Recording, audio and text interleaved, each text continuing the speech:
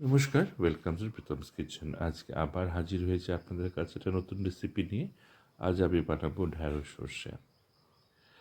প্রথমে ঢ্যাঁড়সগুলোকে পরিষ্কার করে ধুয়ে দু সাইড কেটে নেব। ঢ্যাঁড়স কাটা হয়ে গেলে একটা মাঝারি সাইজের পেঁয়াজ নেব। পেঁয়াজটা স্লাইস করে রাখবো।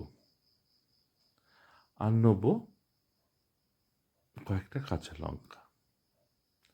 আমার এই রেসিপি আমার ইউটিউব চ্যানেল প্রীতমস কিচেনে ডেসক্রিপশন বক্সে আপনি ডিটেলে পেয়ে যাবেন পরিমাণ এবং প্রণালী। আমার ঢ্যাঁড়স পেঁয়াজ কাটা হয়ে গেছে, চলুন রান্না শুরু করা যাক। গ্যাস অন করে কড়াই বসিয়ে দেবো। কড়াই দিয়ে দেবো সর্ষের তেল। সর্ষের তেল গরম হয়ে গেলে ফোড়ন দেবো শুকনো লঙ্কা আর দেবো কালো জিরে, দেবো স্লাইস করা পেঁয়াজ। সামান্য লাল হয়ে গেলে দিয়ে দেবো কেটে রাখা ঢ্যাঁড়সগুলো।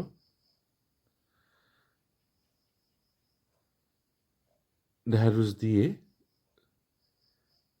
কাঁচা লঙ্কাগুলো দিয়ে দেবো, হালকা করে ভেজে নেব। ভাজা হয়ে গেলে দেবো হলুদ গুঁড়ো আর স্বাদ মতো নুন। হালকা লাল করে ভেজে নেব। দিয়ে দেবো মশলা এক এক করে। আমি ইউজ করেছি রেড চিলি গার্লিক পাউডার। দেবো টমেটো পেস্ট। আমি 4 টেবিল চামচ টমেটো পেস্ট ব্যবহার করেছি।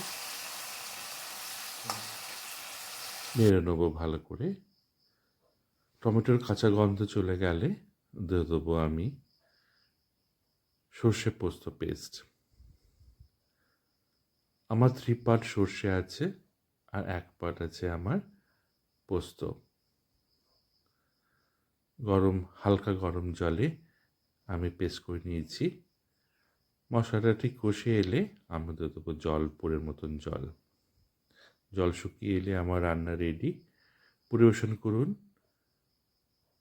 ঢ্যাঁড়স সর্ষে গরম ভাত দিয়ে। জানাবেন কেমন লাগলো। চ্যানেলটা সাবস্ক্রাইব করুন, পেজ ফলো করুন। আরও আসবো নতুন রেসিপি নিয়ে। আজ এই অবধি, নমস্কার।